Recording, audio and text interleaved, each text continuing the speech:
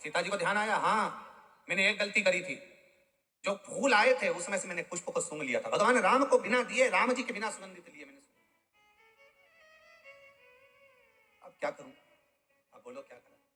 देव ऋषि नारद ने कहा, माता जानकी एक काम करिए, अब तुलसी के पत्र को कहिए कि कमल के पुष्प की जो सुगंध ली है उसको छोड़कर अगर मैंने पति की सेवा में कोई कमी रखी हो और उनसे कोई चीज बिना दिए मैंने समर्पित कर ली हो, बिना दिए मैंने अगर ग्रहण कर ली हो, तो मेरा ये तुलसी का पत्र अगर ऐसा हो तो अवश्य लगे। अगर कुछ रह गया हो, कमल के पुष्प की सुगंध के सिवाय अगर मैंने कुछ रह गया हो। सीता जी ने विनती करी, तुलसी का पत्ता उड़ा, उड़कर वापस पुनः उसी डाली में वापस लग गया, वापस लग गया। देव ऋषि नारद से माता जानकी जी ने कहा, अब तो आप भोजन करेंगे ना मेरे हाथ का। सीता जी बोली, आप भोजन करोगे ना देव ऋषि नारद। नारद जी बोले, हाँ अब मैं भोजन करूंगा, चलो मां चलते। तब देव ऋषि नारद ने जानकी जी के हाथ का भोजन ग्रहण करा। ध्यान देना, आंवला नवमी के दिन आंवले के वृक्ष की पत्ती मत तोड़ना। जिस दिन माता तुलसा का स्मरण कर रहे हो, द्वादशी तिथि हो, चतुर्दशी तिथि हो, संक्रांति हो, आदि जो तिथियों का वर्णन करा गया है विष्णु पुराण आदि में, उन तिथियों को तुलसी का दल मत तोड़ो। अब आप लोग कहोगे, गुरुजी वैकुंठ चतुर्दशी आएगी तो उस दिन तो आप बताते हो कि हरिहर मिलन होता है। रात्रि को 12 बजे से लेकर सुबह 4 बजे तक शंकर भगवान पर तुलसी चढ़ती है, वर्ष में एक बार। और भगवान लड्डू गोपाल पर, शालिग्राम भगवान पर बेलपत्र चढ़ती है। उस बेलपत्र और तुलसी को सुबह 4 बजे से पहले पहले शहद की शीशी में रखा जाता है। और उस शहद को जो बच्चा माइंड से कमजोर होता है, बुद्धि से कमजोर होता है, जो पढ़ने में कमजोर होता है, जिसका विवेक काम नहीं करता, कोई कंपटीशन एग्जाम उसका निकल नहीं रहा होता है, तो 1 महीने उस बच्चे को वो शहद चटाया जाता है, तो बच्चा विद्वान हो जाता है। माता पिता को कहना नहीं पड़ता कि पढ़ने बैठ पढ़ने बैठ पढ़ने बैठ, बच्चा खुद पढ़ता है। माता पिता नहीं कहते फिर कि पढ़ने बैठो, वो खुद पढ़े। तो वैकुंठ चतुर्दशी के दिन आप कह रहे हो कि चतुर्दशी के दिन तुलसी नहीं तोड़ना चाहिए, द्वादशी के दिन तुलसी नहीं तोड़ना चाहिए, तो फिर वैकुंठ चतुर्दशी के दिन जो चढ़ाना है, एक दिन पहले आप उसको रख लो संजो कर।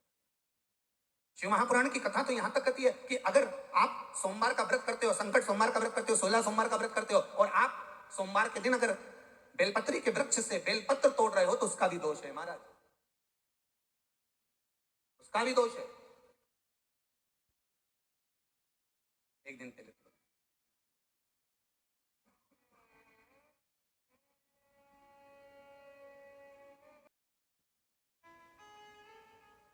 कई लोगों की तो आदत रहती है, आज सोमवार है आज ही पत्ती तोड़वाएंगे, उसका दोष लगता है।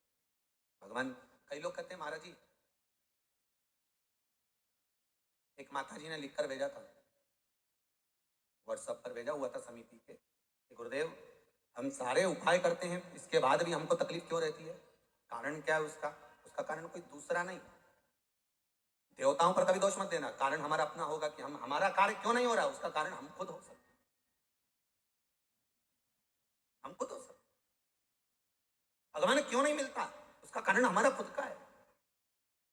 जैसे मान लो कोई तुमसे कहे कि भैया देखो ये सामान मिला ना, और ये सामान मिला कर ये औषधि तैयार करना, और औषधि में तुम ये नींबू निचोड़ लेना, और नींबू निचोड़ कर जब तुम खाओगे तो तुम्हें आराम लग जाएगा, जब तुम पाओगे तो तुम्हारा रोग, तुम्हारी बीमारी है वो समाप्त हो जाएगी। अब तुमने तो खाया, उसके बाद भी तुम्हारा रोग समाप्त नहीं हुआ, बीमारी समाप्त नहीं हुई, तो तुम क्या कहोगे, उसने तो गलत बता दिया। बोलोगे कि नहीं बोलोगे। तो वो पूछेगा क्यों, मैंने बताया था तुमको ये लेना ये लेना ये लेना, साथ में नींबू निचोड़ना, नींबू निचोड़कर उसका रस उसमें मिलाकर खा लेना, उससे तुम ठीक हो जाओगे। फिर ठीक क्यों नहीं हुए, उसका कारण क्या था, तुमने तो गारंटी ली थी कि मैं ठीक हो जाऊंगा, फिर गारंटी में गया कहां, आखिर वो गारंटी गई कहां।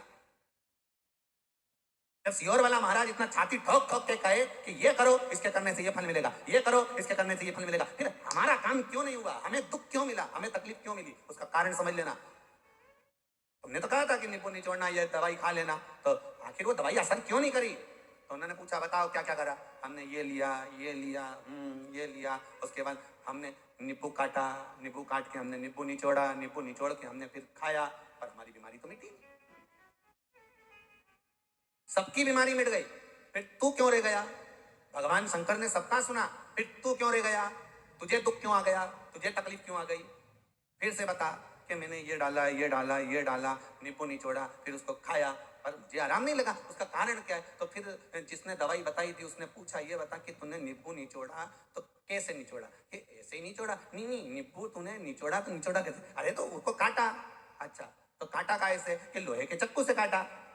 बस दवाई वाले ने कह दिया वो चक्कू जो था ना वो लोहे का था, और लोहे के चक्कू का जो उसमें पदार्थ लग चुका था, और लोहे के चक्कू का उसमें जो जंग था वो आ गया था, और वो निचोड़ने पर पूरी दवाई का नाश कर दिया, इसलिए तेरा काम नहीं हुआ। निप्पू निचोड़ना था तो जैसे लोग वो कांदा नहीं रहे, कांदा कैसे फोड़ दे, ऐसे निप्पू को फोड़ गए और उसका रस निकाल कर, वो प्याज होता ना, प्याज को काट की जगह ऐसे फोड़ दिया, अब उसका रस निकाल कर, तो जो निप्पू का रस निकाल कर घोट के पी। अब की बार उसने वही करा, ना चक्कू से काटा ना तलवार से काटा, उसने निप्पू को दोचा, उसका रस निचोड़ा, खाया, वो ठीक हो